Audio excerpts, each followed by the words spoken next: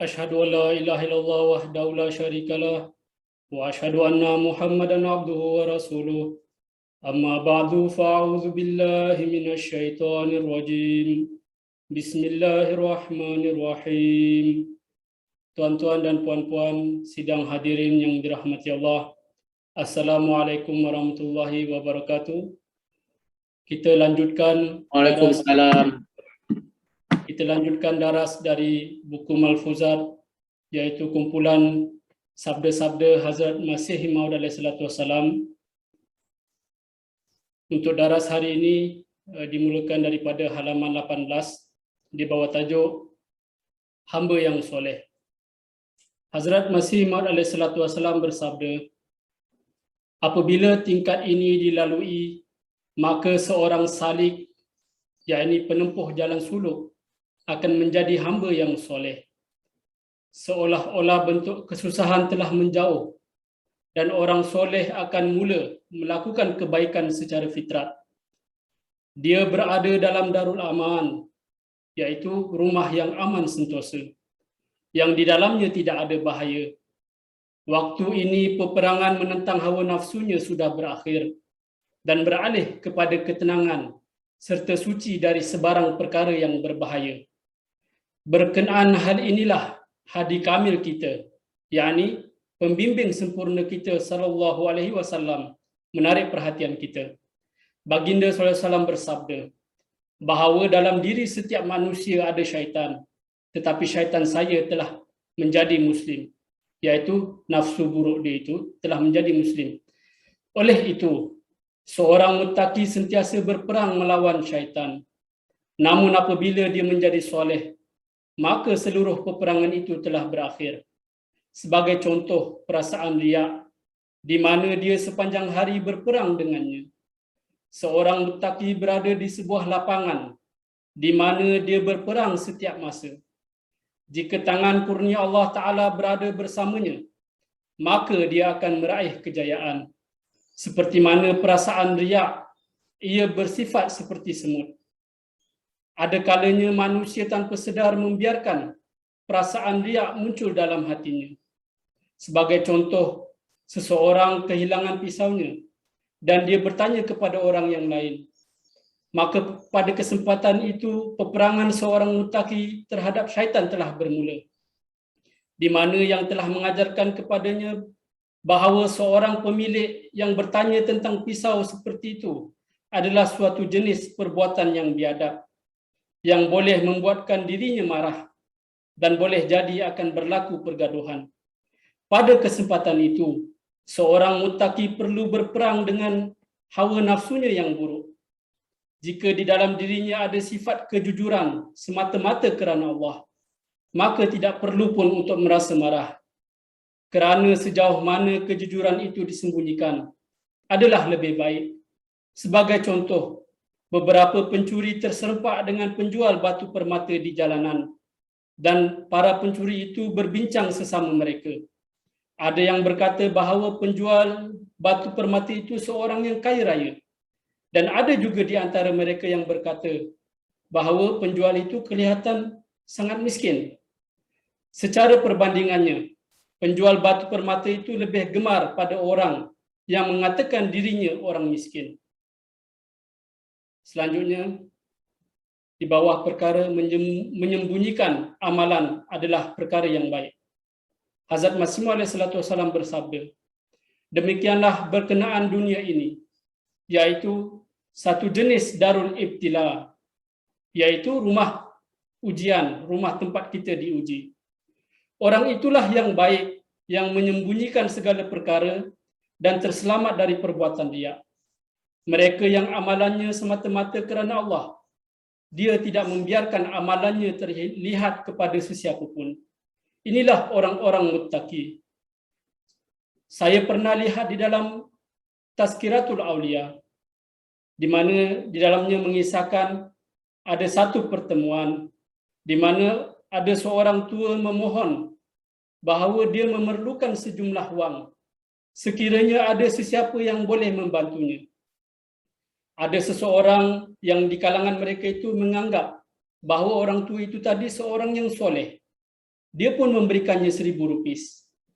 Dan apabila orang tua itu tadi mengambil wang itu, beliau pun memuji-muji kedermawanan dan sikap kemurahan hati orang yang memberikan wang tersebut. Dan orang yang memberikan wang itu tadi merasa sedih kerana apabila dia telah dipuji sedemikian rupa di situ, dia sangka bahawa dia akan terlepas dari mendapat pahala di akhirat. Tidak lama kemudian, dia pun datang semula kepada orang tua itu dan berkata bahawa wang itu adalah milik ibunya. Dia tidak bercadang untuk memberikan wang tersebut. Lalu orang tua itu pun pulangkan semula wang tersebut. Atas hal itu, orang-orang sekeliling yang melihat peristiwa itu tadi, semua orang mencaci orang itu dan berkata bahawa kamu ni pendusta. Sebenarnya kamu tidak mahu pun memberikan wang tersebut. Ketika waktu petang, orang tua itu pun pulang ke rumah. Dan orang yang dermawan itu tadi datang semula kepada orang tua itu dan menyerahkan 1,000 rupis itu tadi semula kepada orang tua tersebut. Dan berkata bahawa tadi anda telah memuji saya di khalayak ramai, yang menyebabkan saya terlepas dari mendapat pahala akhirat. Kerana itu saya memberikan alasan tersebut itu tadi. Sekarang ini, wang ini kamu ambil. Ini milik kamu. Namun jangan kamu beritahukan kepada sesiapa. Orang itu pun terharu dan menangis. Lalu berkata, sekarang ini kamu akan menjadi seseorang yang dicaci sehingga hari kiamat. Kerana kisah tadi semua orang tahu apa yang telah berlaku. Namun tidak ada sesiapa yang tahu mengenai hal ini, bahawa kamu telah memulangkan wang itu kepada saya. Selanjutnya Hazrat Masih Maud SAW bersabda, seorang muttaqi itu berperang melawan hawa nafsu dan menyembunyikan fikirannya. Melawan nafsu amarahnya dan menyembunyikan fikirannya. Tetapi Allah Ta'ala selalu menzahirkan fikiran-fikiran yang tersembunyi tersebut.